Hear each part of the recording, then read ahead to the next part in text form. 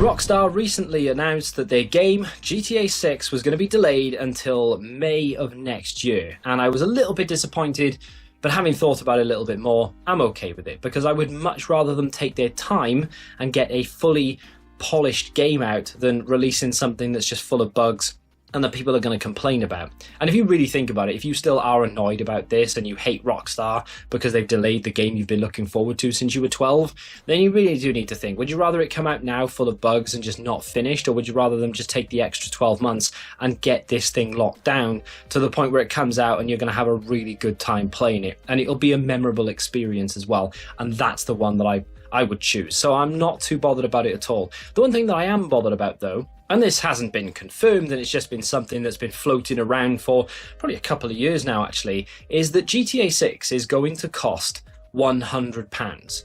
Now that is pretty damn expensive. I would say that's probably the most expensive game ever, right? I mean, I can't, unless it's a special edition obviously, I can't think of another standard copy of a game that's ever cost anywhere near that. Maybe £70, 75 is the most I've ever seen, and that's recently actually with the Switch 2. So Mario Kart on the Switch 2, if you buy it by itself and you don't get it with the console, I think anyway, is about 75 to 80 quid, which is absolutely unbelievable. That is far too much to pay for nearly any game ever that I could think of. I mean, I don't think I could justify spending that on nearly any single video game except GTA, and I'll get to that in a second. But it's not a million miles away from where the Switch 2 games are going to be priced. So Donkey Kong is about 65, the ultimate version of Cyberpunk I think is going to be about 60, and these are just Switch games. Now I'm not saying that means that they should be less because they're on the Switch. The Switch is a fantastic console. It's one of the best consoles ever made, if not the best console ever made when you really think about it. And there's no reason to believe that the Switch 2 will be any different, really. It's going to sell in its millions, hundreds of millions of units. So are they justified in upping the price of their games? I don't really know, if I'm honest. And that's kind of the whole point of this video. Is £100 too much to pay for Grand Theft Auto? And even though I'm saying it's too much to pay for these games and I couldn't justify it, I'm still going to pay £100 for GTA if it comes out at that price. But if I decide to get a Switch 2, there is no way I can justify spending £75 on Mario. And that's because things are relative, right? I have to want the game that much, and I have to know that I'm going to get that much play out of it, essentially, replayability, that it's going to be worth me dropping 70 to 100 quid on it. Now, a lot of games that come out these days have wildly different prices, and that's because the studios behind them are either AAA or they're indie. And if they're indie studios, they know they don't have the reach of the AAAs, and they know that the people waiting for these games are going to be far fewer than those waiting for AAA, so they can't go out and charge 70, 80 quid a game. They have to be more realistic. And then you get the AAA studios that have a big name and they just know people are going to buy them. And I'll give you an example. Sports games every year, prime example. F1 25 I think is the first one in like the year cycle to come out. You could argue that technically speaking F1 25 is the last game in a year cycle to come out, but I always see it as the first, and they've got 70 quid on the standard edition on the Xbox on pre-order on the game website right now. £70 for a game. FIFA is exactly the same, Madden's the same, you name it, sports game here is going to be about 70 quid for the standard edition, and then they go up to about 100, maybe even more for the ultimate or the champion edition or whatever you want to do. But if we go for a normal game, a normal AAA title, I've got two right in front of me. One of them's a pre-order, the other one I believe is out now or coming out this Friday. So the first one is going to be the new Metal Gear Solid game that is currently $69.99 to pre-order in-game for the PS5 version, obviously. And then you've got Doom, which, like I said, I think is out now or at least coming out this week, and that is $64.99. That is an astronomical price to pay for a Doom game. Now, don't get me wrong, I love Doom. I love the original. I've played a few of the sort of most recent ones, if you will, and I've seen a lot of it, and they look like fun games, and they've got good reviews, they've got good scores. Is it a £65 game? I'm not 100% sure on that one. I could open up a whole can of worms here as well. I don't know if I'm going to, but I am going to mention it, so maybe you could pry the can open in the comments.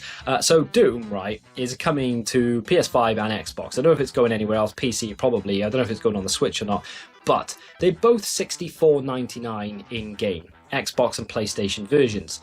The Xbox version is going to Game Pass day one, and it's going to come out on the 16th of May, because I've just looked it up and that's what Google tells me.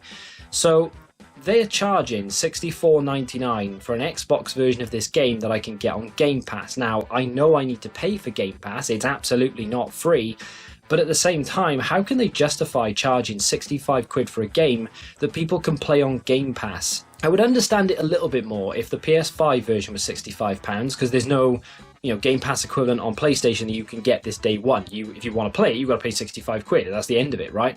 But with Game Pass, if I don't have it and I just want to play Doom, there's nothing else that there's there, but I just want to play Doom. I've been craving this game for over a year. I can't wait to play it. I can just go buy a month of Game Pass on CD keys for like 10, 11 quid, and I can play that game, and I've got a month to play through it. And let's be honest, it's not going to take me a month to finish Doom. And that's it, I've just played it for 11 quid. Now, if I want to go buy it from Game, it's going to cost me 65 quid. Why is that game not £40 or something? Like, why is the Xbox version just not 40 quid? Because I can go and get a Game Pass pass for, even if I bought the Game Pass through Microsoft for the month, it's like 15, 16 quid max, right? These games should not be £65 if they're coming day one to Game Pass. That's a can of worms. I could sit here for an hour and debate that. I say that, I could try and play devil's advocate, but at the same time, it's difficult for me to play devil's advocate because I feel so strongly about the fact that it shouldn't be 65 quid. Anyway, let's talk about the main reason I made this video, and that's because I bought a brand new release yesterday morning for the first time in I don't even know how long. I'm not including FIFA in this because I buy FIFA every year, and yes, it's a new release, and yes, I buy it digitally, but it's one of those games, it's not even a guilty pleasure. I don't feel guilty about playing it. It's football, and I love football, and it's tied to it, and that's my love for it. It could be the worst FIFA they've ever made. I'm still going to buy it. I'm still going to play it 4 or 5 times a week. But it is what it is. But I bought a non-sports game the minute, the very second it came out, without any hesitation whatsoever, and I paid full price for it, right? I paid what Microsoft Store was asking. I didn't go and get a gift card from CD Keys, which is what I was thinking of doing originally, because the price was so good. I was like, you know what?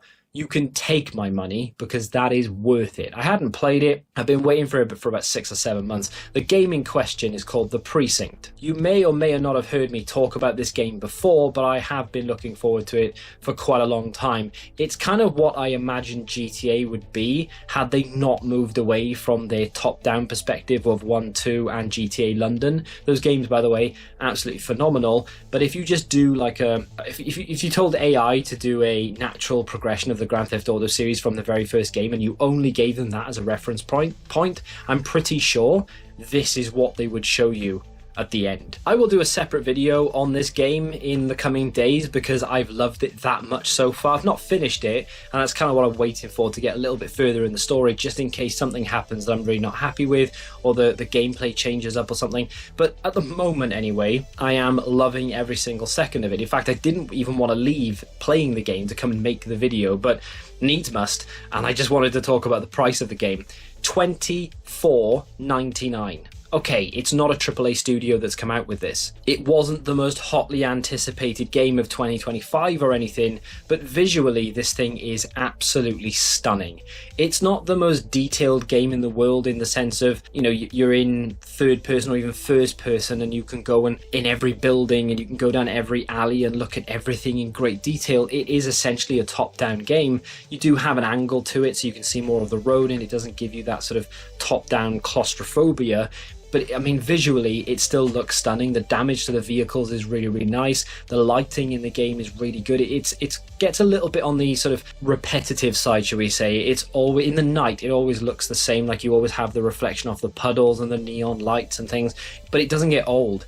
It just is, and it is very well done. I am a big fan of it. Big fan of it in the day, but then when you transition into the night, it just comes alive, and it's so good to look at. And the music is fantastic because this game is set in the 80s, and you're just driving around listening to that sort of synth music. And if you're into that sort of thing, which I absolutely am, You can literally just drive around, and I get annoyed when I get calls over the radio, can you come and respond to this? And sometimes I don't, just because I'm enjoying myself so much just driving around listening to the music. I'd rather there be some sort of sandbox mode where I can drive around as an undercover cop that I don't have a radio with, and I can just sort of do my own thing and bust people on my own time and just listen to music. It'd be good if they had different radio stations with different like sort of synth things in there, but I don't think you're meant to be listening to the radio. I just think it's sort of background music so it doesn't stay completely boring. But anyway, the game itself, right, being $24.99 was an absolute no-brainer to me. There is a physical version of this, and that was the one that I was tempted to buy. It's not out for another couple of days though. In fact, I think it's out tomorrow, the 16th. I think the physical version comes out.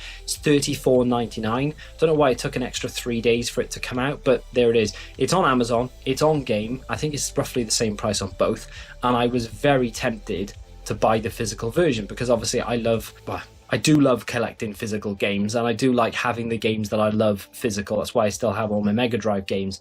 But I've changed perspective a little bit in the last 6 months or so, to the point where I don't want to just collect things for the sake of it. If I really enjoy the game and I feel like I've had such a good time with it that I want to give even more back to the developer if I can by buying their physical version. I give them a little bit more money and I show a little bit more support to their cause of, you've created this great game and I've thoroughly enjoyed it. But also I get this really cool collector's edition because I think it comes in a tin and there's like a crime scene investigation kind of theme to it, and it looked really, really good when I looked through it, and I thought, yes, that's the version I want, and I could see it looking good on the shelf and stuff, and I will go out and buy physical versions of games if they have that sort of feeling, if I've had a really good time playing it and I want a memento of it. And I'm not ruling it out, but when I saw the price point of that digital version and the fact that I could play it there and then, and I had 2 days off to play it, it was just no-brainer to me. And that made me think, would I have bought this game at $24.99 had I just discovered it on the store? So I'm an average consumer of video games, just sat there on my sofa looking for something to play, and bang, new release comes out, the Precinct. Oh, what's this all about?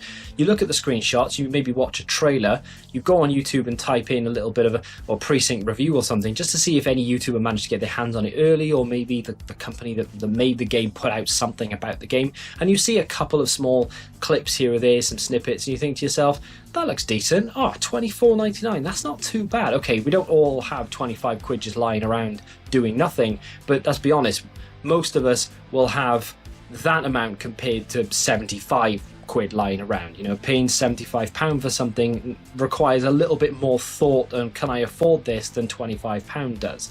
So at that price point, it was an absolute no-brainer for me. I'm going to buy this. If I don't enjoy it, I won't waste that extra tenner on the physical version. If I do enjoy it, which I was predicting I was going to, and I was right, then I might still buy the physical version because I want that sort of token of I had a good time playing this, and I feel like the studio did such a good job, they do actually deserve a little bit more money, and I get something for it in return. Obviously I'm not just giving them 35 quid because, hey, you did a really good job. 25, that's not enough, have another 35. I am getting something in return for it, obviously.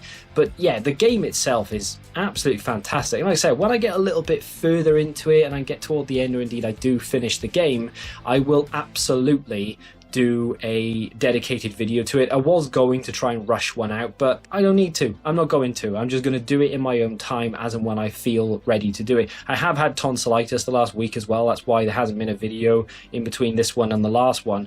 But just price points of video games mainly today. The new Mafia game set to come out not that far away, I think maybe even next month actually. The price point of that game is fantastic. You can pre-order it now for 40 quid and 99 pence. I don't know why they do 40.99, but 40 quid essentially.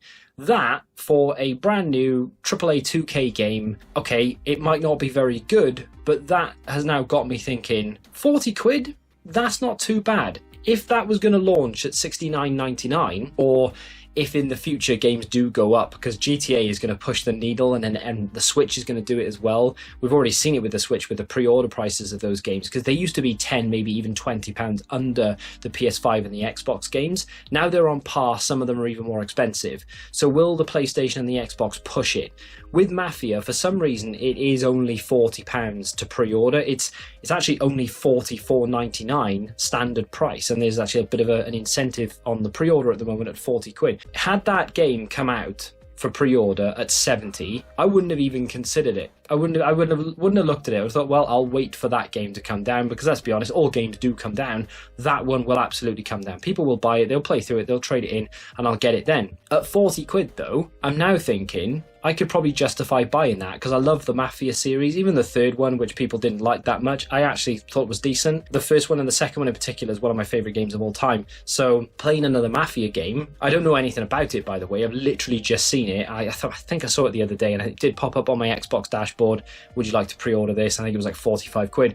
But yeah, that at £40 is a bit more enticing. And I feel like if studios did that with their price points, and they don't fall in behind GTA and be like, oh, let's try and squeeze the consumer for even more. If they go down a little bit more and they say, do you know what, we're going to charge 50 quid for our games. Don't care how big they are, how small they are, £50, that's just how much they are. I respect that a lot more, and I think it would actually entice me to buy them a little bit more, because they're not trying to squeeze you for every penny, and it's actually fairly affordable to go out and spend £40 on a video game every now and again. 25 for Precinct, by the way. If you haven't considered it, you don't know anything about it, or you have been thinking about it, 25 quid is an absolute steal for that game. Go and research it if you don't know anything about it at all. I've obviously been showing you some gameplay here today, and if you've not been sold by the gameplay, then I would go and watch a quick review or a trailer or something. But trust me, if you're into GTA even remotely, you will love this game. You can go around as a traffic warden giving people parking tickets, people parking the wrong way, people parking on the sidewalk, people's meter have run out. You can go around busting drug deals, you can go and just stop people just to do random checks. You check their ID, you can breathalyze them, you can arrest them, you can take them back yourself, you can call for backup, you can do police chases. There is so much. You are a police officer. You can't do anything untoward or you get punished for it, but it is still a very, very fun game that I'm still going to have hours of fun with, despite the fact that I've been playing it almost non-stop since yesterday morning as it is. So it's not a really short game either. It does have some legs to it. Let me know in the comments when the last time you bought a new release was. Do you think price points have just gone up way beyond what is reasonable these days? And of course it does set to go up even higher with Switch rising their prices up. I do fear that PlayStation and Xbox are going to do the same, and then when GTA comes out, I think it's just a free-for-all. I think anyone can do what they want up to the GTA price, because I think they're going to set the bar. And it is one of those, GTA will be worth it, because it's going to be a game that I play, you know, once a week, twice a week for the next God knows how long. But not every game can boast that, and if I've never heard of the game before, why would I drop 70 quid on it, you know, even with a bit of research? I've never played it before, I don't know how good it is. With GTA, I know exactly what I'm getting. So yeah, let me know what you think about that in the comments. Should they lower their prices? Should we have some sort of industry, you can't go above this kind of barrier, or does it not bother you and you're still going to buy them regardless? I'll be back very soon with that Precinct video, but if you want to check out another one in the meantime, you can click here, and until the next time, goodbye.